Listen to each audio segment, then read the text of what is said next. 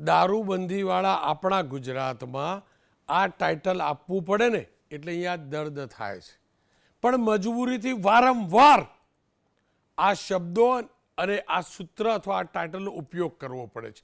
દ્રશ્ય જોજો, દ્રશ્ય સાબરકાંઠા જિલ્લાના છે.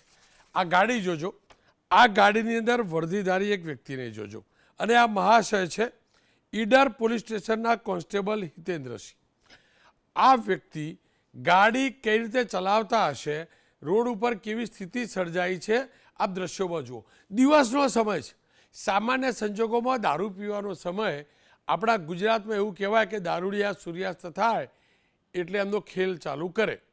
કદાચ બીજા પ્રદેશમાં પણ એવું થતું હશે, પણ અહીંયા તો ધોળા દિવસે રોડ ઉપર ટ્રાફિક જુઓ, આ ગાડીની અંદર આ વ્યક્તિ જુઓ, વર્ધીની અંદર આ છે હિતેન્દ્રસિંહજી.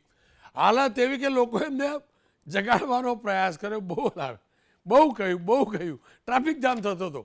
દારૂ તો સામાન્ય થઈ ગયો એટલે નવું નહીં લાગ્યું હોય, પણ ટ્રાફિક જામ થતો હતો. ન છૂટકે બધાએ ધક્કો મારી પેલા સાહેબ સ્ટીરિંગ ઉપર બેસી રહ્યા અને ગાડી સાઈડમાં કરી. અને આ પોલીસની જ વર્દી છે, કારણ કે જુઓ જીપી લખેલું છે ને બાજુમાં. દર્દ થાય ને જો દારૂ પીધેલો હોય તો. ગાડીની ચાવી પણ લાગેલી છે. રોડ વચ્ચોવચ્ચ ગાડી, રોડ વચ્ચોવચ્ચ. જોકે ત્યારબાદમાં પોલીસને જાણ થઈ, પોલીસ પહોંચી. જોકે પોલીસ પહોંચી એ પહેલાં એવું કહેવાય છે, હું ફરીથી શબ્દ વાપરું છું, એવું કહેવાય છે કે પોલીસકર્મી ફરાર થઈ ગયો. અદ્ભુત કિસ્સો છે, અદ્ભુત કિસ્સો. હું નથી જાણતો કે આ વ્યક્તિએ આ પોલીસ કોન્સ્ટેબલે દારૂ પીધો હતો કે નહીં, પણ મજબૂર ચોક્કસથી થવું છું એ શબ્દ વાપરવા માટે. હાલ સાબરકાંઠા પોલીસે આ કોન્સ્ટેબલ સાહેબને સસ્પેન્ડ કરી દીધા છે. પ્રોહિબિશન અંતર્ગત નહીં, પણ એમને સસ્પેન્ડ કરાયા છે ફરજમાં બેદરકારી, એટલે કે ફરજ ઉપર નહીં આવવા બદલ એમને સસ્પેન્ડ કરાય. મારો સાબરકાંઠા પોલીસનો સવાલ છે, એક કોન્સ્ટેબલ રોડ ઉપર આટલો તમાશો કરે છે, તમાશો થાય છે, વિડીયો વાયરલ થાય છે, અને તમે એમ કહો છો સસ્પેન્ડ કર્યા બાદ કે હજુ સુધી પકડાતો નથી આ કોન્સ્ટેબલ, કેવી રીતે માની શકાય?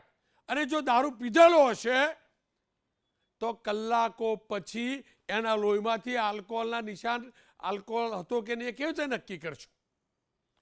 તમે વર્દીને દાગદાર કરનાર પોલીસ કર્મીને પકડી નથી શકતા, તો પછી ગુનેગારોને પકડી શકશો એની ગેરંટી શું? કેવી રીતે કરીએ વિશ્વાસ? અમે કરવો છે વિશ્વાસ.